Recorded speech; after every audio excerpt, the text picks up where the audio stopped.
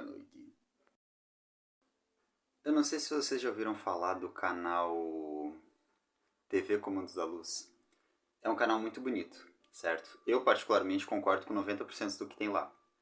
Mas teve um vídeo em que o Davi falou que anjos caídos não existem e que o Criador, ou como ele fala, o Criamor, né, o Pai, não expulsou ninguém.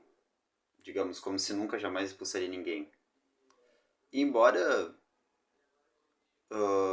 retoricamente ele esteja certo, né? O objetivo dele é passar para as pessoas um perdão, um não se preocupar com o misticismo, né? Eu concordo com a intenção psicológica do que ele fez. Eu discordo da afirmação. Por um motivo supérfluo, está tecnicamente errado. Primeiro, eu vou ter que passar uma impressão meio óbvia da realidade constituinte espiritual. Perdoe o fato de eu ser meio biruta, mas vamos lá. Dizia o Nikola Tesla, se você quer entender o universo, você tem que entender em termos de frequência, vibração e energia. Vamos falar desses três conceitos. Vamos lá. Não existe propriamente um nome para essa teoria, certo? Então eu apelidei de teoria sonora ou teoria cinética, certo? Eu não estudei a fundo sobre isso, então talvez já exista essa teoria, talvez até já tenha uma refutação, mas vamos. O conceito de energia é qualquer coisa que faça mover. Do mesmo jeito que na língua portuguesa o conceito de verbo seria qualquer ação, empurrar, chutar, correr, pular. Tudo é algo em movimento. Inclusive o aquecer, o calor, certo? Como já se sabe, é a aceleração da partícula, certo? A partícula ela já roda o elétron ao redor do próton e isso simplesmente acelera. Quando a gente fala de vibração, a gente está falando de um movimento repetido. Apelido para a emoção. Vamos dizer assim, vamos fazer uma metáfora, certo? Vamos dizer que a energia, o movimento que faz mover, seja o combustível, certo? Ou, no caso de um carro, seria a gasolina. No nosso caso, seria a comida, certo? A energia potencial, ela tem que explodir, né? Tem que passar pelo motor do carro, entrar em combustão, no nosso caso, entrar na mitocôndria da célula para gerar energia. Mas, enfim, é uma força ígnea simples. Estoura, empurra, está gerando energia, está fazendo um movimento, certo? O conceito de vibração é um pouco diferente. É uma coisa mais apegada e um pouco mais saudosista. É parecido com o sentimento. É, digamos, sobe e desce, sempre do mesmo jeito. Então, por exemplo, tu toca uma corda de violão. Tu tocou uma corda de violão, vai ficar subindo e descendo, mantendo aquela ressonância. Por isso, eu brinco que a energia ela seria um ótimo exemplo, uma ótima alusão ao id, ao desejo de sobrevivência. Tô com fome, vou à caça. Tô com medo de perder, faço o possível para não perder, para conquistar, para proteger, enfim. Ou desapego, seria, digamos, mais coerente, ou pelo menos mais saudável. O conceito de, ou até mesmo, vamos dizer assim, não quero perder, mas também não seria mudo. Digamos assim, não vou me apegar, não vou ser vítima disso, mas altero meu jeito de ser para, enfim, parte do princípio de uma motivação, certo? O conceito de vibração é aquilo que está e já está vibrando, já está constante. Não, digamos, não é algo que começou ou algo que está sendo alterado, é algo que já foi feito e já está acontecendo. Então, por exemplo, desde criança a minha família é pobre e nós diz que nós é pobre, mas é feliz. Às vezes, em dois membros da família, isso cria uma crença limitante. É muito comum isso acontecer. Tipo, se ser pobre é feliz, ser rico a gente perde esse calor. Não é incomum, por questão de perfil. Depois eu vou explicar essa parte. Mas está errado. Tem muita família rica que tem muito amor e carinho. Esses dois integrantes, vamos dizer que um terceiro integrante da família percebe esse erro. Desse conceito, ele não leva o conceito da pobreza em si, mas o conceito de que o amor ele é gratuito. O amor ele é algo que eu amo, eu demonstro, outro ama, demonstra, e quando dois se amam, se encontram e demonstram, sejam amigos, namorados, casados, amantes, sei lá, cachorro e gato, acaba criando-se ali uma comunicação, certo? Acaba criando uma ressonância, vamos dizer assim. Movimento é um princípio, é um início. Vibração seria a continuidade daquilo. Eu falei cachorro e gato. Continuidade do quê? Digamos, quantas vezes repete por ciclo. Então, por exemplo, se eu toco tambor ou bateria, e fico lá, pum, pum, pum, ou pum, pum, pá, pum, pum, pum, pá, tem uma frequência, um espaço de tempo entre uma batida e outra. Se eu toco uma corda de violão, o nosso ouvido não vai ouvir cada subida e cada descida da corda, é muito rápido. A gente vai ouvir só um tum, certo? A gente vai ouvir um constante. Mas ainda assim é só frequência, é só espaço de tempo entre uma coisa e outra. Só que perceba, a bateria ela é muito mais bruta, muito mais espaçado e muito mais pesado cada batida. O violão, como diz o Pedro da Casa Plataforma de Oração, é como se fosse o mais sutil. Digamos assim, a guitarra é o mais sutil, é uma coisa mais... É uma coisa mais constante. Agora, a luz já é algo tão constante que essas vibrações ou essa frequência a gente não consegue nem sequer ouvir. A gente consegue ver. O nosso olho ele tem outro tipo de órgão para verificar e a gente vê como cor. Mas a partícula de luz é a mesma coisa. Tanto é que existe o ultravioleta, a partícula mais rápida, ela vai diminuindo essa frequência e se torna azul e daí em diante decai. Até, ou melhor, ao contrário, na verdade, né? O ultravermelho é o mais. O ultravioleta é o mais rápido. O vermelho é um pouco mais devagar. Mas se o sol está se pondo, o vermelho ele atravessa o céu. Onde é que eu estou querendo chegar? Dizem que o céu é azul por causa dos mares e oceanos. E isso não é verdade. O céu é azul. É bem engraçado de pensar. O céu ele é azul por causa dessa diferença frequencial. O azul ciano, o azul celeste, ele é extremamente leve. Digamos assim, do vermelho para o laranja, para o amarelo, já fica mais sutil. Agora, quando ele cai para o verde e cai para o azul celeste, ele fica extremamente uma frequência extremamente fraca. Tanto é que ele é uma cor calmante, quase branco, e quando ele bate na atmosfera ele refrata para os lados. Agora, quando a gente olha reto para o Sol ele joga branco para o planeta inteiro. Se a gente olhar reto para o Sol, a cor que vem reta nos nossos olhos é o amarelo. Seria o vermelho, entre o vermelho e o branco. Um alaranjado, por aí. Ainda assim, é claro demais, a gente acaba vendo amarelo. Mas o que se refrata ao redor da atmosfera acaba sendo o azul celeste. Porém, quando às vezes o Sol está se pondo e a luz do Sol atravessa o céu acaba ficando vermelho, aquele vermelho carmesim. Esse efeito ocorre porque a frequência do vermelho, ela fura, ela é quase uma broca, é uma frequência extremamente rápida e curta, extremamente violenta, é mais uma guitarra.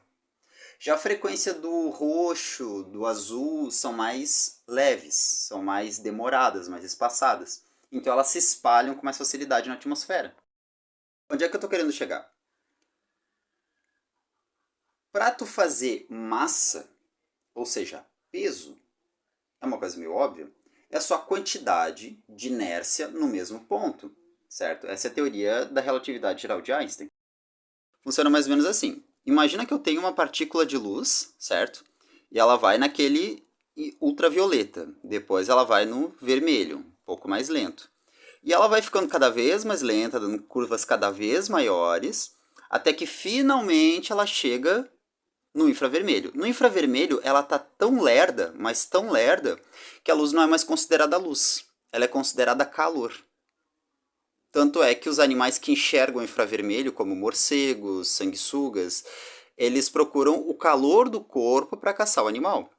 Então o que acontece? Já é uma frequência quase letárgica. Ela já praticamente gira mais em si mesma do que propriamente viaja.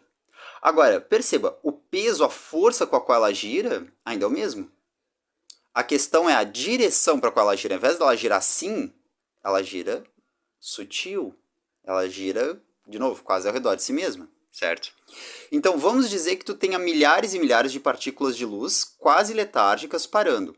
É óbvio que se elas começarem a girar ao redor de um epicentro em comum, ou seja, elas começarem a girar juntas, elas criam um pequeno campo, certo? Outra coisa, se existe um polo positivo na molécula, que a gente chama de, vamos pegar o exemplo do hidrogênio, que a gente chama de próton, certo? Ele é positivo. E uma menorzinha que a gente chama de nêutron, aliás, minto, o elétron, beleza, um gira ao redor do outro. A parte assustadora é que uma coisa tipo chumbo, são milhares e milhares, são centenas, eu acho que uma centena, e não lembro o número exato do próton agora, mas enfim, é muito próton para um elétron lá no raio que o parta, na verdade um monte de elétron, certo, girando ao redor do próton, para lá no raio que o parta ter um desgracido, não é 2, nem 3, nem 15, é um dentre 100 prótons, que faz um 8. Digamos assim, tem aqui outra molécula de chumbo, ele faz um 8, ele gira ao redor do um, gira ao redor do outro, certo? Vamos lembrar mais ou menos assim. E é uma coisa bem idiota de se pensar, mas o próton, a molécula em geral, ela tem uma coisa absurda, que é tipo assim, são vários prótons, certo? Para cada próton tem um elétron numa camada de valência. Só que esses elétrons, eles ficam tipo aqui, sabe? É muito longe. Mas vamos representar aqui pertinho para entender. Aí tem um ciclo, tem outro ciclo. E são tipo 100 ciclos, porque são 100 prótons no meio, certo? 100 prótons para 100 elétrons. Tanto é que é o movimento do elétron que gera eletricidade. Só que um desses, geralmente o último, da última camada de valência, vai ter a brilhante ideia de pegar e ao invés de dar a volta num ou no outro, ele acaba dando a volta nos dois. Só isso faz a ligação metálica. Na verdade, faz a ligação química de qualquer sólido ou líquido. O que eu estou querendo chegar com isso? Eu chamo de teoria emocional do universo, certo? É a teoria de que o nosso corpo ele tem hormônios como se fosse uma régua. Então, se a situação ficar muito deprimente, melancólica, é uma vibração pesada, sincrônica, tudo junto, e numa marreta só, é um tambor, é um vom, vom. Quando o pessoal vai tocar funk, que é para aguçar a sexualidade e a traição, vamos dizer assim, até uma liviandade, acaba sendo o quê? O gravizão. Tom, tom, tchu, tchá, tchá. Agora, quando a gente pega um negócio como, por exemplo, algo para aguçar a inteligência, tipo uma música clássica, um Beethoven, um Celtic Woman, um New Age, acabam sendo aquelas frequências leves, sutis, extremamente complicadas de violino. Faz aquele... Enfim, aquilo faz o cérebro fazer milhares de cálculos, certo? Ele muitas vezes não vincula nem sequer a um sentimento. Faz o cérebro visualizar um mapa de sentimentos. Aguça mais o lado visual do que o emocional, mas faz um vínculo saudável entre os dois. Enquanto que a música grave, nada contra, certo? Eu particularmente prefiro mais contrabaixo do que guitarra. Mas até porque o grave ele causa mais sensação, certo? Uma sensação mais aqui nas tripas. Tanto é que quando eu vou numa festa, a melhor coisa que tem é a sensação nas tripas do grave. Mas mesmo sendo mais gostoso de curtir, o mais saudável, digamos, o que gera mais resultado pro intelecto e pro emocional, até de forma poética, acaba sendo a música clássica. Aí tu imagina o seguinte, para uma molécula ter massa, e tá na Bíblia, tá no budismo, tá em qualquer religião que tu for pegar, o grave, o pesado, a matéria, o terreno, é sempre o deprimente, o do mal, o sexo é sempre o escuso, é sempre o assustador, é sempre o feio, vamos dizer assim, é onde mora o ciúme. Enquanto onde mora a sobrevivência, na verdade, estamos falando de id. Né? Ciúme, proteger minha carne, proteger minha vida, proteger minha esposa, não quero que tu fique com ela, proteger meus filhos, às vezes até ciúmes dos filhos. Isso tudo é sentimento de sobrevivência, certo? E no nosso arquétipo de corpo, a gente tem, como eu disse, uma régua. O nosso corpo, ele arquiva pesado embaixo, leve em cima. Tanto é que o leve é muito frágil, não consegue se defender. O cérebro fica numa caixa que é o crânio. Ele é praticamente uma árvore, se for ver. O cérebro não articula, não se mexe, não faz nada. Agora, quando a gente fala de braço, de músculo, de testosterona, vamos dizer assim, de potência, aí já pega mais embaixo. Só que essa parte sempre vai perder para a estratégia, vamos dizer assim. A questão é que é uníssono entre um e outro. Onde é que eu estou querendo chegar? Para gerar peso, Aí a gente volta para aquela teoria. Gerar, vamos dizer, a espada mais afiada, uma energia forte, eu pego um raio laser, uma luzinha, um som muito agudo, né? A gente está falando de energia. Em qualquer mover muito, qualquer batida, estalo, gera um som, gera um movimento. Agora, quando eu quero fazer peso, eu não vou só mover, eu tenho que mover várias e várias vezes. Onde é que eu quero chegar? A luz não tem peso porque ela é sozinha. São partículas muito pequenas. Olha onde é que eu desenho a luz, tá aqui. São partículas muito pequenas, muito separadas. É como se fosse uma chuvinha, certo? E precisa de milhares e milhares e milhares para formar uma molécula de hidrogênio. E ela tem um peso relativo. Só que vamos dizer assim, esse peso é só porque ela é feita de muito material menor que fica girando no mesmo ponto. Isso é o que? Repetição do mesmo movimento. Porém, quando eu falo de frequência, eu estou falando quantas vezes por segundo esse efeito acontece. É lógico. Eu tenho o péssimo hábito de falar rápido demais. Mas, é lógico. Quantas vezes gira, no caso de uma partícula, de uma molécula, é ridículo de rápido. Não tem como a gente contar. Não em segundos. Mas vamos fingir que fosse um segundo, certo? Se uma partícula esquenta e ela começa a girar, por exemplo, uma vez por segundo, estaria numa velocidade constante. Aquilo vai gerar uma onda sonora, uma vibração, um movimento no espaço ao redor, certo? Uma onda magnética. Se eu colocar ela vibrar 2 vezes mais rápido, ou seja, 2 vezes por segundo, uma volta por meio segundo, nesse caso, atingiria outra frequência. O tipo de onda magnética que ela joga acaba sendo propriamente mais, vamos dizer assim, nesse caso seria uma frequência mais leve, certo? Mais sutil, mais aguda. Você imagina o seguinte, tá? Lá no princípio era Deus, era o verbo, era. Bote o rótulo que for, era Ganesha, era. Não, Ganesha não, os indianos é o Brahmali, era Olodumaré. Bom, põe o nome que quiser. No começo era o Big Bang, um pontinho, e ele explodiu, certo? No começo, a própria teoria do Big Bang diz que era uma massa de radiação, ou seja, partículas extremamente pequenas. Na verdade, não era nem partícula, era só movimento mesmo. Era vibração em dó, em vermelho, em ré, laranja e por aí vai. Só que, no meio de tanto movimento, começou a aglutinar, aglomerar e formar as primeiras partículas de fótons, ou seja, luz. Tanto é que dizem que no começo o universo ele era opaco. Não tinha forma, não tinha cor, não tinha peso, não tinha massa, não tinha nada. Era só uma nuvem de fumaça de radiação. Depois começou a se formar a luz e essa luz sai correndo, certo? Ou seja, no nosso segundo estágio do universo, o universo ele é transparente. E, vamos dizer assim, isso acaba ficando tatuado em todo o resto da existência. Agora, imagine isso crescendo como se fosse árvore, certo? No universo não existe linha reta, tudo é, eu apelidei de o caos, certo? Que seria uma frequência meio Fibonacci. Ou uma forma de expansão meio Fibonacci. Não sei se é essa a frequência realmente, mas vamos dizer que é essa. O caracol, enfim. A tendência é que se tenham voltas. Vá girando, certo? Nada no espaço anda em linha reta. Sempre que for em linha reta, o mais perto que existe no astral, no cinético de linha reta, seria uma broca. Algo que anda circulando em torno de si mesmo, numa direção como se fosse uma bala girando. Só que, se isso acontece, duas coisas podem acontecer. A primeira é que ele vai ficando mais lento, vai se abrindo, e nesse se abrir, ele começa a girar mais em torno de si mesmo.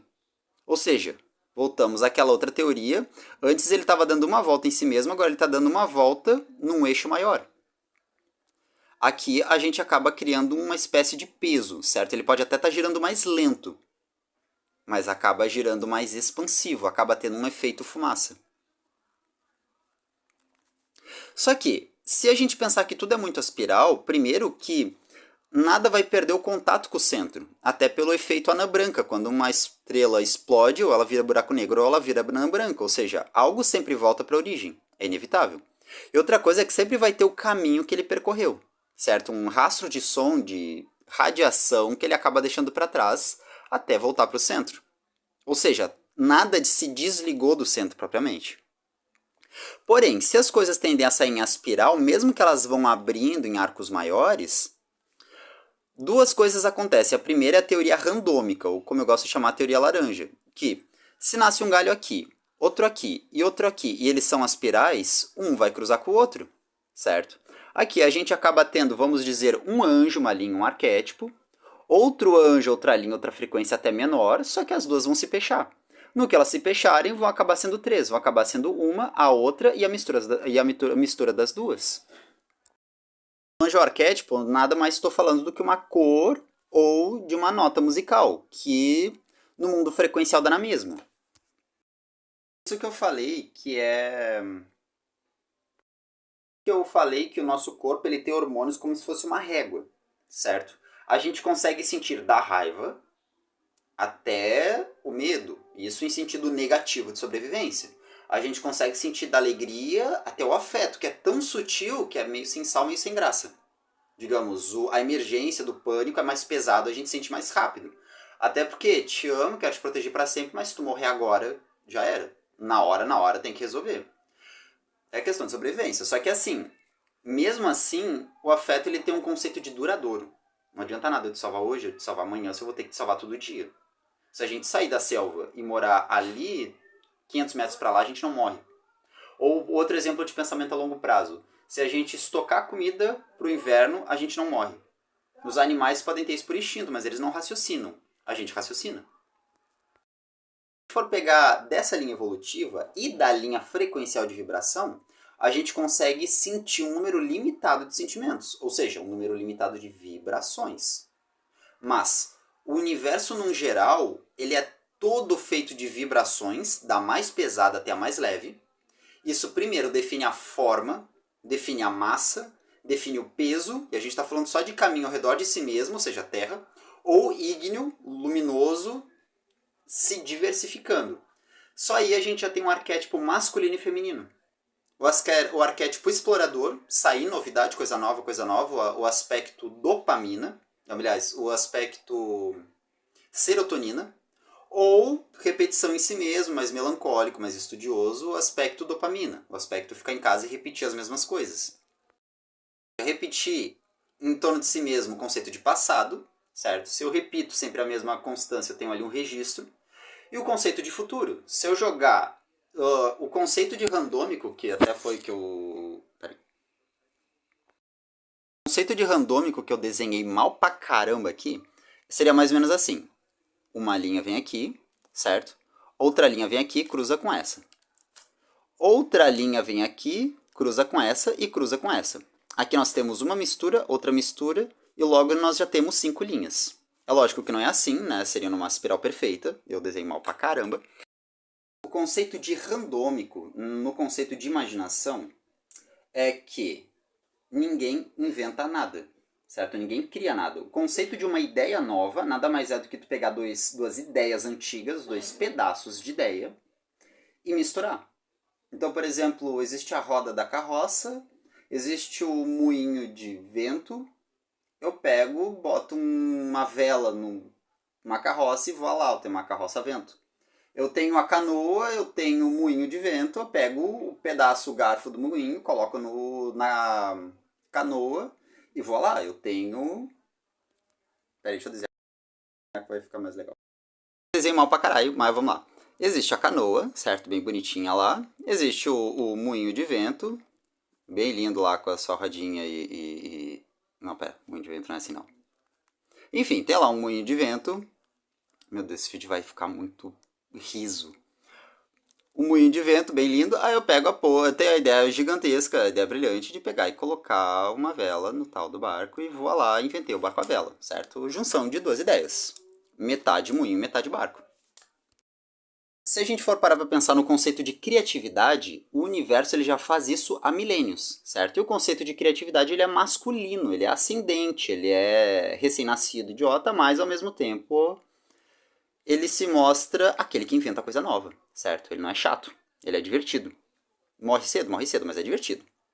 Esse é o conceito de, vamos dizer, randômico. A luz ela anda curva, ou seja, ela se recruza. Na verdade, qualquer coisa no espaço, no universo, não anda reto, anda circulando. as coisas tendem a se reentrelaçar, remisturar e diversificar. Mas pelo fato de ser curvo, também existe muita manutenção, muita repetição de ponto, muito giro em torno do mesmo ponto. Aí acontece aquele efeito que eu falei. Se a coisa vai girando mais lenta, chega uma hora que de longo volta a ser fino, mas fica hiper longo esse fino. Aí aqui a gente tem um efeito de contrário, certo? Tava rápido, foi desacelerando, começou a ficar muito fino, ele volta a acelerar dentro de sua minúcia. Mas, apesar de ser hiper rápido dentro de sua minúcia, isso faz uma massa. Mas ele não perde a velocidade, ele só mudou a direção, certo? Então vamos dizer assim, entre macho e fêmea, entre yin e yang, entre ígneo e estático, a diferença é só direção. Existe direção masculina, yang, e a direção feminina, ou melhor, yin, e a direção feminina, yang, certo? Aquela pergunta, o que raios isso tem a ver com os anjos caídos? Tipo assim, vai parecer loucura, mas a primeira vez que eu ouvi essa teoria eu achei genial. E como não tinha patente, eu roubei pra mim, de hoje em diante ela é minha. Vamos conhecer Olodumaré, certo? Para quem não conhece, Olodumaré, nos antigos Yorubás, ou seja, na Umbanda, no Candomblé e na Quimbanda, estamos falando do Big Bang. Olodumaré era um deus extremamente furioso, ali quente, que do nada explodiu de raiva e ao redor ele criou Iemanjá. Iemanjá deu à luz as estrelas, ou seja, espaço sideral. Para mim, o espaço sideral ele é um mar, certo? Ele tem aquele arquétipo de frio, mas sempre onduloso, é um mar de gravidades. Enfim, Olodumaré explodiu de raiva, a fonte da potência masculina deu depois uma melancolia feminina, que acabou gerando Iemanjá. Iemanjá deu à luz a todos os deuses, iniciando por Oxalá. Ou seja, Oxalá seria o conceito de luz. Só aqui a gente tem o conceito de... Ou seja, só recapitulando, Big Bang, primeira explosão. Segundo, a época da radiação, ainda negra. E terceira, a época em que o universo fica transparente, certo?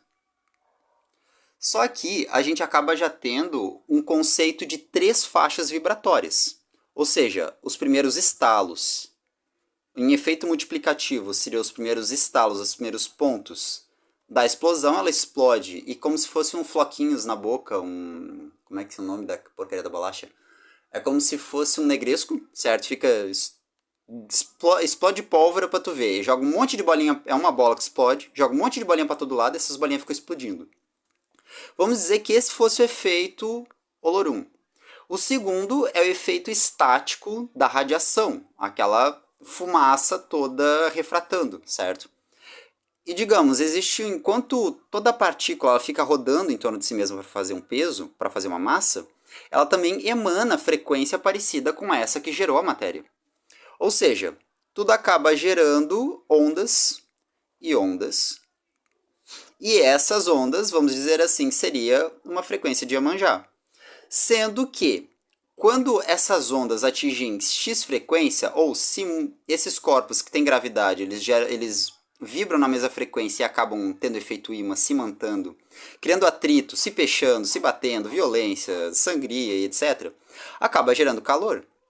Sem falar de que energias leves geram estrelas, né? O acúmulo gera atrito, o atrito gera eletricidade, eletricidade gera troca de elétrons gera luz. Estou querendo chegar, não é um universo. São tapetes e tapetes e tapetes de universo. O nosso espectro, a gente tem sentimentos e emoções. A gente tem um olho que consegue medir um número limitado de frequências de luz. A gente tem um ouvido que muito inferior e muito longe do olho, ou seja, tem coisas entre a luz e o som que a gente não percebe. Muito inferior que consegue pegar o som. Temos uma medida ainda mais inferior que acaba sendo tato. Mais inferior ainda o conceito de olfato e o paladar, que tem capacidade de leitura química. Aí a gente já está falando de ler a massa interna. A gente prova o sal, sabe que é salgado, prova o açúcar, sabe que é doce. O amargo, na natureza, tende a ser veneno. Então, tipo, é curioso, a gente instintivamente não gosta de veneno, certos venenos a maioria é amargo. Mas pensa da seguinte maneira, o veneno também tem muito a ver com essa... o veneno... Não, o veneno. O amargo tem a ver com essa coisa de aglutinar. E o azedo tem a ver com o elétrico. Tanto é que o azedo ele tem uma carga negativa, o sal tem uma carga equilibrada, e o doce eu não lembro, se eu não me engano é positivo. Não lembro qual que é qual, mas eu sei que cada um tem uma carga extra sobrando, certo? Isso para pegar a matéria em si, mas tu não consegue ver o que ela emana. Se tu jogar luz em cima, tu consegue ver o que ela reflete, certo? Logo que sintoniza com a camada externa de vibração dela. Tanto é que se tu esquentar o metal, ele muda, ele que gera luz própria e ele muda a camada de vibração da frente. Ele era cristalino, ele se alterou, vibra em outra frequência, ele já fica laranja. Vamos dizer que fica preto, cria ranhuras, fica opaco, mas também está vibrando numa frequência diferente, mais terrosa. No caso, ele adiciona, como é que é o nome? Acho que é pions ou íons, enfim, ele tem uma mudança na carga dele. Logo, a frequência que ele gira é diferente, logo a luz que ele vai refratar é outra. Um pedaço de ferro no outro pedaço de ferro, eles vão fazer um barulho, a gente reconhece. A gente sabe que emana. Se a gente bater um pedaço de madeira num pedaço de ferro, a gente acaba ouvindo os dois. Então a gente sabe que emana. Não tem como saber o que tem dentro. A gente entende que é madeira. Onde é que eu estou querendo chegar? Por seguir essa teoria à risca, a gente tem dois dilemas.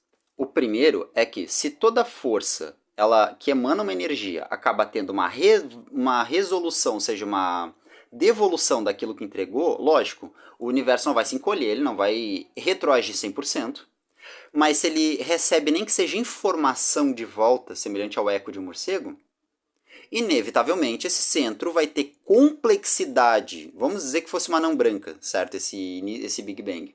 Tenha ficado lá como resquício uma anã branca. Esse resquício não seria Deus. Deus seria quem foi lá e botou a agulha para estourar. Só que só esse resquício, pelo que ele emanou e já recebeu de volta, ele já teria complexidade mais que o suficiente para ter inteligência. E outra, seria uma medida estável de manda energia retorna. Manda energia retorna.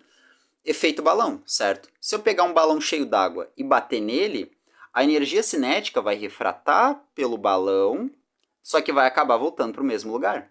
Se a gente pegar um copo d'água e tocar nele, a energia ela vai circular, vai bater nas bordas e vai voltar para o centro. Então vamos dizer que o universo ele acaba sendo mais ou menos isso. Tudo tem uma ligação magnética que liga as paredes. Ele é infinito. Por causa da lei randômica, sempre vai haver novos conceitos, novas misturas, novos projetos, novas complexidades, novas ideias. Sempre vai haver manutenção dessas ideias por causa do conceito de repetição. Sempre vai haver pesos, cargas, apegos, certo? A matéria em si. E essa matéria sempre vai aglomerar informação, mas ela sempre vai se destruir, vai se misturar e criar novos conceitos. Enquanto isso acontece, a radiação ela acaba mais lenta e deletéria, mais lerda, acaba caindo para a radiação de fundo. A radiação de fundo é, de certa forma, uma prova que o universo ele guarda a memória. Enquanto, para quem não sabe o que é radiação de fundo, é uma radiação que, se eu bater aqui, eu só ouço o primeiro taque. Mas ele continua ecoando. Eu só não sou capaz de ouvir. Isso fica na radiação de fundo. Chega um ponto que ele está tão grave que do outro lado da galáxia ou de qualquer lugar do universo, ele acaba dando para se ouvir. Ele acaba se espalhando demais. Vice-versa, certo? Se as energias elas no bater, elas se espalham cada vez mais deletérias, sempre que você bate duas coisas pesadas, inevitavelmente vai ter uma reação chamada força cinética, ou barulho, ou verbo, radiação, luz de novo. Rei Leão, como já dizia o Rei Leão, um ciclo sem fim. Se a gente for levar essa ideia à risca, o universo ele vai ter uma binariedade, certo? Uma energia que vai, uma energia que volta. O planeta ele gira de um jeito engraçado. Tem um polo magnético que puxa de baixo para cima, que é o norte. Logo, energias contrárias a isso, ou seja, se o metal vai para cima, terra, água, vai para baixo. Se vocês não sabiam, vamos lá, vou explicar melhor. Se eu pegar um copo d'água, certo? Peraí. Se eu pegar um... Meu Deus, está parecendo um pinto esse meu copo d'água. Se eu pegar um copo d'água,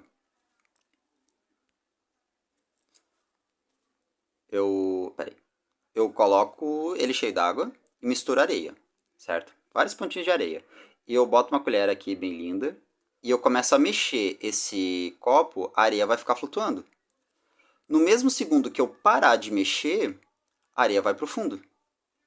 E o copo, ele vai continuar cheio d'água bem lindo, certo? Meu Deus, eu sou horrível de desenho enquanto filmo. O conceito ocorre com o planeta. Vamos dizer que aqui tem um centro magnético e ele puxa metais para cima. O centro faz isso, certo? É uma força magnética. O planeta está aqui, o centro do planeta está aqui, bem lindo. Parece um, não vou nem dizer o quê. Mas enfim, várias camadas. Quanto mais próximo do planeta, maior a força dessa energia. Se os metais são puxados para cima e depois são engolidos pelo centro, óbvio, algo mais leve como hidrogênio ou oxigênio tende a fazer esse movimento. Digamos, não vai ser atraído para o norte porque, assim como a gravidade puxa o pesado para baixo, empurrando o leve para cima, se os metais e magnéticos são puxados para o norte, menos magnéticos e mais pesados, como por exemplo barro, terra, ainda magnéticos, mas menos magnéticos, tendem a cair. E se a gente fala de gases, menos ainda. Essa parte do magnético, eu confesso que eu falei besteira, certo? Os elementos químicos não necessariamente são assim, mas as forças da natureza, elas se comportam assim. As forças frequenciais se comportam assim. Uma prova disso é que se tu pegar o violão e tu tocar um acorde desafinado ou um acorde com o dedo errado, fica horrível. Uma frequência vai para um lado, outra vai para o outro, são engrenagens que não batem. Para o nosso ouvido como se diz, não é atonal. Os tons eles não se encaixam, certo? Vai um para um lado, outro para o outro. Agora, na bagunça que é a minha cabeça, exatamente igual está o meu caderno, visualizemos a esplêndida beleza da Via Láctea, que eu vou desenhar aqui parecendo um ovo, tá? Mas usem muito a imaginação para esse meu garrancho de desenho, porque na verdade é a Via Láctea, certo? Imagina assim, lá tá a Via Láctea bem linda, cheia de pontinhos, e ela tem uma força magnética também. Só que cada um desses pontinhos, ou de seus 100 bilhões de estrelas, quase a quantidade de neurônio que a gente tem no cérebro, também tem seu ciclo magnético. Ou seja, todas elas emanam forças. Se elas se misturam e se desmisturam de forma randômica, a certa distância vai acabar se formando, ou em linhas frequenciais de sentidos, sentido tipo visão, audição que a gente não tem como se fossem tapetes, vamos dizer assim, uma cor, uma densidade, outra densidade. Um som chega a ser pesado a ponto de ser chumbo, outra vibração é leve a ponto de ser hidrogênio, outra é leve a ponto de ser luz, e outra é tão leve que nem partícula é, acaba sendo só som mesmo, só onda de gravidade. Vai só risca. Lá do Big Bang é óbvio que existe uma força binária que nunca morreu, uma que manda e uma que volta, certo? E se a gente for levar isso em via de imaginação, uma é ígnea, joga para lá, a outra volta. Para o cérebro humano adquirir inteligência, o que a gente tem? Né? Uma máquina evoluiu milhões de anos, parece complicado, só que não. O cérebro tem... Deixa eu mudar aqui de folha. O cérebro ele tem 3 características básicas do meu ponto de vista. Como ele tem que se adaptar para sobreviver, o primeiro é a criatividade. Ou imaginação. Que nem dizer Bob Esponja. Ou seja, aquele conceito que eu falei antes de randômico, certo? Um cruza com o outro cruza com um, a mistura cruza com a mistura, logo a gente tem algo mais pesado, porém novo. Outro lado que a gente tem é o armazenamento.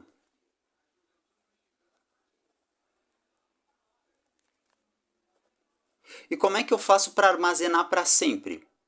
É meio óbvio, o cérebro ele tem um desenho muito bonitinho que ele fica mudando de forma à medida que ele existe.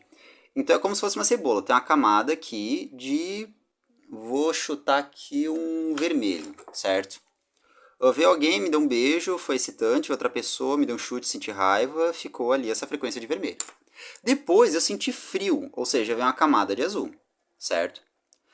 Só que tem um problema, o cérebro ele tem esse tamanho. Deixa eu fazer um cérebro aqui bem bonitinho. Desenho menos pior que eu fiz até agora. Parece um feijão.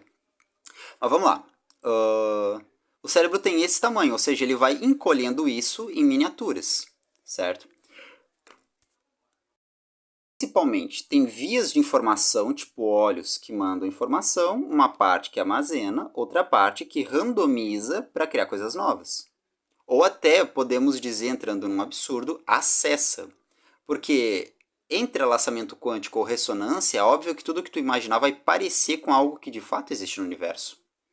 Ou seja, você imaginar, você canalizar, tem, não digo que é a mesma coisa, mas tem uma linha muito tênue. O que você imagina ser sem querer exatamente igual ao que o teu vizinho imaginou é muito fácil. Vamos pegar de um jeito mais rústico, certo? Imagina que você é uma estrela, você faz uma reação, um reator nuclear, como é que se chama? Esqueci o nome. Então, vamos supor que você é um sol lá bem lindo, fazendo uma fusão nuclear, certo? Transformando hidrogênio, vou botar aqui bem bonitinho, hidrogênio em hélio. Por que eu botei 2H? Porque eu não lembro o símbolo, porque eu sou um pseudo-nerd. Eu sou um nerd estranho, não sou um nerd inteligente. Mas enfim, o H1 vira H2, lá bem bonitinho.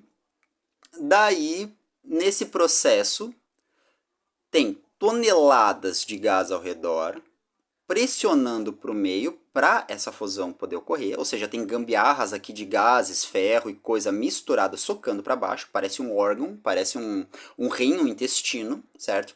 Eles vibram de uma forma epicêntrica, porque, digamos, tem um eixo do Sol, só que tem os planetas, ou seja, ele não gira perfeitinho, certo? Então fica aqui uma bagunça, só que essa bagunça vai acabar meio que estilo azeite, juntando bolos, jogando bolos, fazendo tripas, um escorrega para cá. Ou seja, o hidrogênio ele não vai ser assim bonitinho. O hidrogênio ele vai sair assim do Sol, certo? E o Sol é que ele vai sair desse jeito, porque tem tubos, diferenças de peso, tem um monte de mistura. Como se isso não bastasse, além dessa parte aqui que empurra para dentro e empurra para fora querendo explodir, tem uma outra camada que só empurra para dentro, por causa da força gravitacional.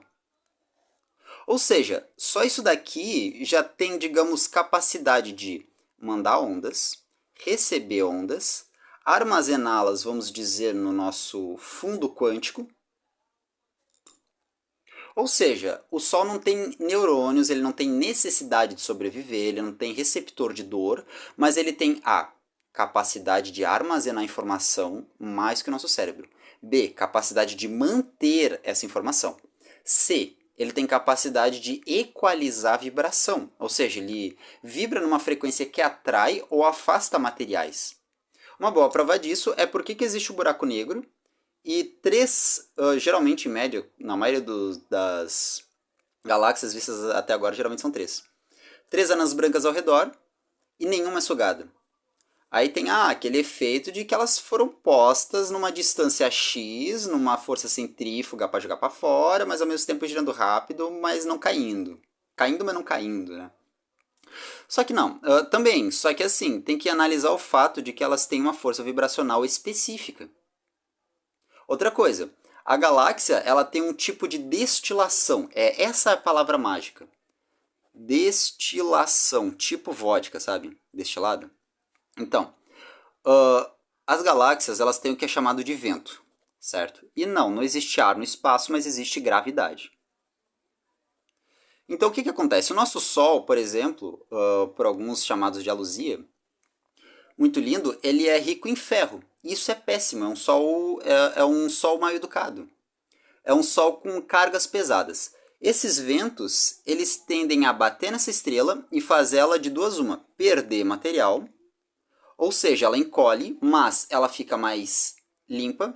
E segundo, nesse perder material, ela destila, ou seja, indo cada vez mais perto de uma vibração sublime. Quanto mais sublime e fina a vibração, mais sincronia ela tem com o centro, onde as estrelas são sublimes e, pelo amor de Deus, o peso de um buraco negro é tão absurdo que se o planeta Terra virasse um buraco negro, ele teria o tamanho de 1 centímetro. Imaginar visualmente, certo? O planeta Terra cabendo desse tamanho. O peso do planeta Terra que seria tão grande que é a gravidade do planeta Terra. Tipo, com o que eu carregaria na palma da mão daria para segurar a Lua, tá ligado? Então, tipo assim, não tem molécula no buraco negro. Não se sabe nem se tem luz. Aquilo dali é uma matéria tão pequena, tão ínfima, se questionam até se ela é feita só de gravidade. Ou seja, uma partícula muito menor do que a luz. Onde é que eu tô querendo chegar? A energia mais fina, refinada, areia, da areia, da areia, da areia, da areia, da areia. Aí ao redor tem anãs brancas, que é areia, da areia, da areia, da areia, da areia, das estrelas. Aí tem anãs brancas, meio bruta. Aí depois tem sóis que ainda não explodiu para virar buraco negro ou anã branca. Mas a questão é um estômago, é um sistema de destilação, leve, é um cérebro. Leve, sutil, quase quebrando, vai para perto do buraco negro, talvez seja morto, sugado. E mais pesado, efeito centrífuga, vai sendo jogado para fora. Embalo do balanço, vai perdendo material e vai ficando limpo para poder voltar. Aí a troca de informação é, cada estrela joga informação, recebe informação, tem ondas de frequência diferente. Ou seja, uma estrela pode não conectar com uma pela onda de rádio, pela onda da vibracional, mas pode conectar com a próxima. Vamos lembrar que massa é sentimento. Quantidade de massa e repetição na mesma ideia é sentimento. E todas elas vibram e emanam fazendo, vamos chamar de uma esteira. Não só o caminho que ela vai percorrer, mas dentro ela tem a imagem cinética daquilo que ela percorreu. Ou seja, do arquétipo sonoro, o universo ele tem forças em que na qual, primeiro, um planeta pode muito bem ter mais inteligência que uma pessoa e ser abençoado de não sentir dor, frio, sede, prazer, mas ele sente a percepção de tudo, ou seja, ele é capaz de sentir só prazer. Isso, planetas e estrelas. Milhares de planetas e milhares de estrelas numa Via Láctea se comportando como se fosse sinapses de um cérebro, se comunicando entre si, não todas com todas, mas muitas com muitas, já dá o efeito de uma inteligência. Muito mais do que o suficiente. Certo? Milhares de Via Lácteas. Então, se a gente for pensar em onda vibracional entre um planeta e outro, o que a gente chama de espírito, a gente é um espírito. E eu não estou falando de uma alma, uma vibração dentro da gente. Um ser humano come, degeta, troca de células. A cada 7 anos você não é mais você, você praticamente trocou todas as suas células. Ah, mas célula cerebral não se reproduz, não se reproduz, mas ela se alimenta e também joga material fora. Ou seja, a cada X tempo você trocou todas as suas moléculas e você já não é mais você. Ou seja, você não é o material que te compõe, você é o projeto do que você é. Você é o eco escultural de grupo de densidades, curiosamente guiado pelo DNA. Certo? Ou seja, entre um garfo vibrando e outro garfo vibrando, que nem aquela experiência lá que ele bate num e... Ali não digo vida inteligente, mas nessa onda vibracional pode aparecer uma complexidade de vibração parecida com o nosso cérebro, capaz de pensar e pode sumir. Essa parte é muito abstrata, é mais difícil de entender, mas veja como escultura. O seu cérebro ele é uma escultura, só que também é um motor, ele é uma escultura que joga informação de um lado para outro de forma complexa. E, pelo amor de Deus, tudo no espaço astral sideral age de forma randômica, girando em coisa em torno de coisa, de um jeito complexo. Necessidade de sobreviver, receptor de dor, fugir, isso é mais para ser carnal que evoluiu na Terra. Um ser de barro, vamos dizer assim. Só que um projeto, certo? A gente se reproduz, não igual a gente. Agora, quando a gente fala de onda vibracional, primeiro que quando tu morrer, se tu ir para a radiação de fundo, ou seja, ficar uma remanescência tua complexo bastante para ter tua consciência, só aí você já trocou de corpo, não tem mais o risco de morrer, mas ao mesmo tempo você trocou de plano. Outra coisa, se você some daqui, quem disse que no outro lado não tem regras também, o que você prefere e desprefere? Quem disse que uma estrela não tem o que prefere e desprefere? Talvez a gente só não saiba. Mas o ponto em questão é, se inevitavelmente existe espírito, é muito fácil construir uma inteligência, mas é muito difícil a gente encontrar porque a gente não usa imaginação ou porque a gente é burro. E nesse conceito existe o positivo que manda.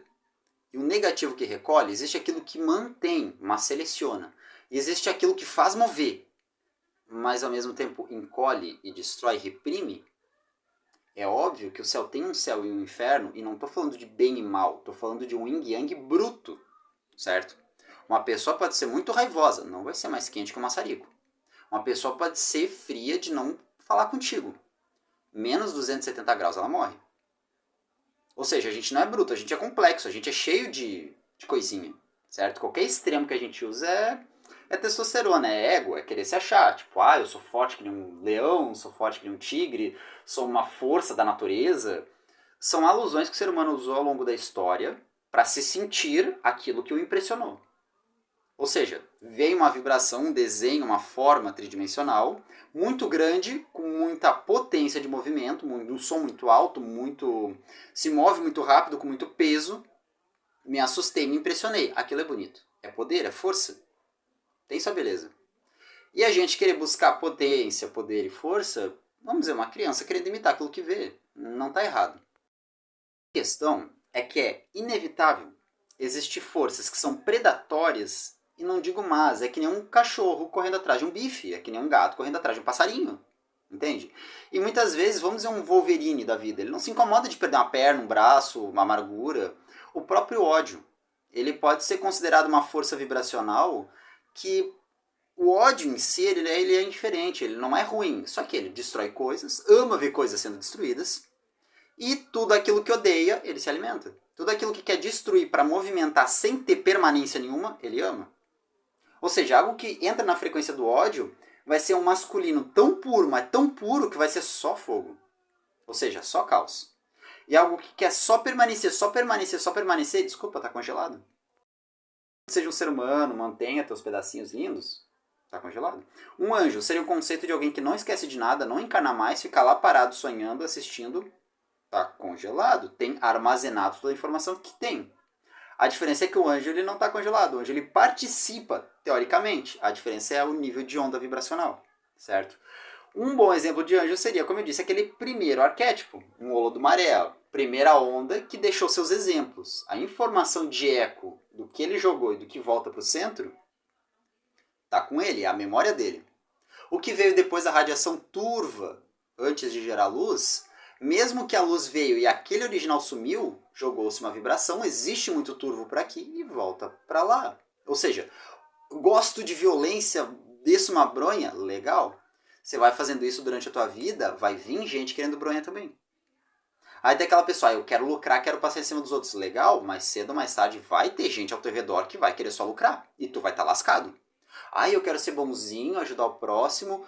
Bonito, sem me defender tudo, mas quero ajudar o próximo. Fujo, mas não bato. Bonito, só que mais cedo ou mais tarde na tua vida tu vai encontrar gente que quer doar, que quer fazer o bem. E tu vai estar ali disposto a receber ou não. Cada um na sua preferência. Só que preferência é determinada por ação, repetição dessa ação. E principalmente, se existem arquétipos desde lá do começo, vamos dizer assim, toda vibração para ela ganhar complexidade, não digo para ter inteligência, para ela ter complexidade de jogar informação e armazenar informação, já é tempo. Para a luz virar matéria, para a luz virar hidrogênio, é tempo. Para o hidrogênio, para o conceito de uma força vibracional eco. Estourou lá no espaço quando deu o Big Bang, parecia um lagarto, bem certinho, e sumiu. Porque era uma explosão, né? Era ondas e ondas e ondas. E aí, muito tempo depois, surgiu o lagarto aqui na Terra. Uma versão mais lenta, mais fria daquela vibração tridimensional. Beleza? Outra aquela questão. Para lá no começo, ter tido alguma coisa que há muito já desenvolveu inteligência, é impossível não. Segundo, para essa força ter um gosto só quero congelar, só quero armazenar informação, legal, a memória do universo, só quero movimentar e destruir, legal, o ódio do universo, o fogo ígneo supremo. Eu tô no meio, quero manter, mas só aquilo que é morto, só aquilo que é sólido e vai eclodir em vida, beleza? Quero manter só aquilo que é vida complexa, não quero planeta, não quero estrela, beleza? Quero só as estrelas que são... Ou seja, os primeiros arquétipos que definiram as múltiplas variedades, ou seja, os Adões e Evas da existência, as primeiras formas a se repetir e se multiplicar depois, as primeiras ideias, conceitos eco tridimensional a se cruzar, misturar um com o outro para gerar filhos que são meio termo entre um e outro, para aí vir vibração da vibração da vibração para minha gente. Um negócio muito, é óbvio que tem criaturas que nasceram já para destruir, ou seja, a teoria do Pedro da Casa da Plataforma de Oração, ela tá certa. Todo ser teve a sua caminhada, teve que esbarrar por variedade de informação contra e a favor de si até evoluir. Concordo? Teve seus desafios. Agora, ele disse uma vez que todo mundo já foi humano, já foi humanoide, já foi isso, já foi... Desculpa, não.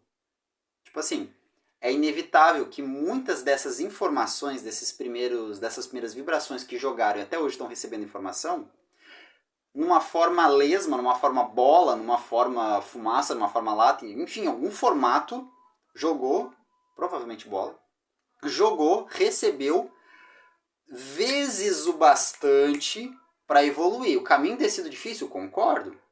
Ter uma personalidade, concordo. Igual a nossa, não sei. Uma criatura poderia, por exemplo, ser feita de plasma. Tipo, ter muito lucro em quebrar e se dividir. Agora, um pedaço congelar, meu Deus, só não pode. Aí uma outra espécie, um tipo de vibração que não é nem animal, nem tem DNA, mas tem complexidade para ter, mandar informação e receber, tipo máquina, tem um circuito ininterrupto, que nem um computador, um circuito de manda e recebe. Vamos dizer que esse tipo de criatura precisa de movimento para continuar existindo.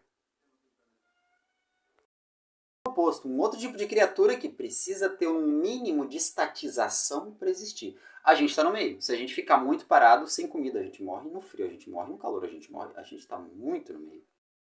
Sei lá, primeiro, para mim é inevitável no começo do universo já ter nascido arquétipos que não são maus, mas já são contra nós. Tipo, uma fornalha. Se você entrar dentro, você morre. Um vulcão, se você entrar dentro, você morre. O mar, se você ficar lá embaixo muito tempo, você morre. É um arquétipo, tava ali, é mais velho que a gente. Se pá, a gente veio dali, evoluiu dali. Né? Na própria Yorubá, na Umbanda, diz que a Nanã, a orixá da velhice, né, do tempo passado, ajudou Oxalá a fazer o ser humano com o barro do mar. E na teoria evolucionista, a gente era peixe, criou barbatana, foi caminhando até sair do mar. Ou seja, a mesma coisa, uma onda vibracional. Eu penso, o cara que, sei lá, fumou umas lá na época dos Yorubá, eles deviam ver as coisas como se fosse mancha, na psicodelia deles. Ou poderia mesmo ter um espírito que viesse e falasse, tipo, ó, no passado vocês foram assim, foram assado. Agora, a forma deles passar isso pra lenda dependia da tecnologia deles. E na época, talvez o máximo que eles tivessem fossem alusões. Pegou o barro do mar, uma forma de vida do mar já feita de barro, botou na terra e desenvolveu. Enfim, ou seja, os Yorubá fazem mais sentido do que parece, se a gente for para pensar cientificamente. A questão do Davi é inevitável ter tido trocas. Como assim trocas? Se uma criatura tá em cima, tem outra criatura, elas cruzam, digamos, uma manda um eco, outra manda um eco, do eco entre uma e outra nasce uma terceira que é meio termo, nasce uma outra que é meio termo, só que uma tem a parte de cima, outra de baixo, outra tem a parte de baixo, outra de cima. Entendeu? Tipo, 2 vira 4, mas são 6. Nessa trajetória, mais cedo ou mais tarde, ia ter uma que olhar para baixo e dizer, minha trajetória é para lá e eu vou para baixo. Mais cedo ou mais tarde ia ter uma lá embaixo que ia dizer, eu vou para lá, eu vou para lá, eu vou para lá, uma hora eu vou para cima. Ou seja, é óbvio que teve demônios ascensos desde o começo do universo. E é óbvio que teve anjos caídos desde o começo do universo. Os arquétipos sempre estiveram ali. Só que o que o Davi quis dizer é que, tipo assim, não vale a pena você se apegar a sou perseguido por um demônio. Logo, já tem a tendência a me vitimizar e daí o cara se vitimiza em triplo. Ou, ó, sou super abençoado, nunca vai dar nada errado, daí o cara fica arrogante e imprudente. A questão é que é lógico que tu vibra, o que tu emana, tu recebe. Só que não tem só a ver com aquilo que tu faz. Tem a ver com quão confortável você tá com o que você tá fazendo. Se você tá fazendo e morrendo de medo, imagina todo mundo igual, você não vai estar agradando ninguém. Vai estar todo mundo ruim no final das contas. Vice-versa. Né? Bah, por dentro eu me sinto maravilhoso pisando naquela pessoa, beleza? Mas quando você ser pisado, você vai gostar? Tipo, quanto tempo vai levar pra você evoluir a ponto de ser pisado e gostar? Ou até nem querer evoluir pra isso. A coisa é que na ciência Reichiana, que seria uma paralela da de Freud, existe o conceito de mielinização. E dentro dos traços de mielinização, o número 4 é o masoca. E o masoca ele tem uma característica muito engraçada, que é aquela pessoa, não digo se vitimiza, mas é aquela pessoa que tem orgulho de enfrentar algo e sobreviver. É aquela pessoa que passei pelo problema e resolvi, sabe? Só que isso tem um problema. É o tipo de pessoa que tem que ter um desafio para enfrentar. A mesma proeminência de força, de resistência, pode vir por longos momentos de tensão. Ou seja, se a pessoa ficar pra caramba na academia, ela evolui esse lado no corpo, certo? Se a pessoa sofrer muito humilhação, ela evolui esse lado no corpo, com outros sintomas psicológicos, mas evolui. Se a pessoa, ela enfrentou, assim, desafio físico mesmo, assim, um perigo tal, ela ficou muito tempo tensa, ela desenvolve esse lado do corpo. Se a pessoa for metódica, calma, relacionada a processo, satisfeita consigo mesma, for constante, ela evolui esse lado do corpo. Se a pessoa for afetuosa, ela super evolui esse lado do corpo. O mesmo vale para raiva e traição. Raiva e traição evolui o lado rígido. Você fica mais bélico, mais reativo, você fica mais dominador, mas ao mesmo tempo você é mais voltado para o id, tá? Para instinto de sobrevivência, não tem tanto cérebro. Então a pessoa fica mais magnética, mais instintiva, às vezes até a pessoa que ganha mais dinheiro. Só que tem um probleminha. É bélico. É uma pessoa que é intensa, gosta de briga, gosta de drama, vai ver um filme, tem que ser filme de ação, tem que ser filme de romance com traição. Só que a pessoa ser apaixonada, afrodisíaca, pode ser um doce. Assim, nunca fumou nada na vida e parece que tá o tempo todo chapada. Esse tipo de pessoa que se nutre uma paixão, um amor por si mesma, um eu sou muito forte, que seria o chakra base, acaba desenvolvendo o senso da rigidez sem os efeitos colaterais da traição, ou seja, ganha o bônus sem passar pelo ânus. O esquizoide é a mesma coisa, alguém que passou por muito medo na vida, se sentiu muito rejeitado, isso desenvolve a inteligência, é um mecanismo de defesa. É a longo prazo, tu não vai ver na hora, pelo amor de Deus, mas desenvolve. Certo? A pessoa mais medrosa, ela tende a ser mais estrategista, até por ser mais melancólica, mais reflexiva. A pessoa que trabalha o lado visual, que analisa, que desenha, pratica matemática, desenvolve a mesma coisa e ainda desenvolve prazer por isso, sem passar pelo dano colateral de medo de rejeição ou de trauma. Estou querendo chegar com esse raciocínio. Concordo, tudo na vida que acontece é para nos refinar, seja desafio, seja... E como a gente encara, muda totalmente. Aquilo pode nos destruir, nos apodrecer ou nos fortalecer. É a gente que escolhe. Só que não me venham com essa ladainha que a gente tem que sofrer. Ninguém é obrigado a sofrer, a gente pode muito bem se desenvolver sem precisar de praticamente nenhuma dor. Quer uma prova disso? Como é que a gente aprende na escola? Didática. A professora senta, ensina. Como é que a gente aprende que a árvore é verde? A gente vê os pais falando e aprende que a palavra da cor é verde. A criança balbucia e brinca de falar. A gente olha a árvore. E terceiro, a criança brinca e desenvolve a articulação de ideia com ideia, nova ideia. É assim que Deus ensina, brincando. Tipo, a forma biológica da criança aprender é brincando, ausente de dor, ausente de sofrimento, ausente de obrigação. Das vezes, repetindo rotina. Quanta criança eu já vi jogar futebol e se perde e fica o dia inteiro. Vai assistir um desenho e se perde e fica o dia inteiro. Eu fazia muito isso. Vai jogar videogame e se perde e fica o dia inteiro. Aí tem criança que às vezes vicia na matemática. Eu fazia isso quando era criança. Eu viciei em inspeção numérica. Era horrível. Eu levei meses pra gostar. Quando eu comecei a gostar, eu viciei. Leitura, a mesma coisa. Eu sempre fui um zero à esquerda pra ler. Eu comecei a me forçar a ler uma frase por dia. Vira videogame, vira vício. Criança ou adulto, quando você aprende uma atividade nova, nada mais você está fazendo do que brincando. E as pessoas levam naquela intensidade, como se fosse morrer, como se fosse tortura. Às vezes isso é mais crendice inconsciente do que de fato ser ou não torturante. Ou é mais como tu se diz aquela atividade do que o que ela é de fato. Se tu pegar um discurso engraçado, bem-humorado de um assunto, tu vai memorizar muito melhor do que um cara que fica ali. 25 mais 35 é... Enfim, é isso aí. Eu só queria refutar a ideia do Davi Silva mesmo. Sem nenhum motivo aparente, só de birra. E também porque eu queria mostrar minha teoria. Se alguém fizer a patente, eu tenho esse vídeo pra provar que fui eu que inventei. E mentira, isso aí é a teoria das cordas, teoria da relatividade, teoria... enfim, tem um monte de nome já que não tem nada a ver. Mas é isso aí, valeu, tchau, curtam, inscrevam-se, finge que o vídeo ficou bom, inscrevam-se no canal e espalhe pros amigos.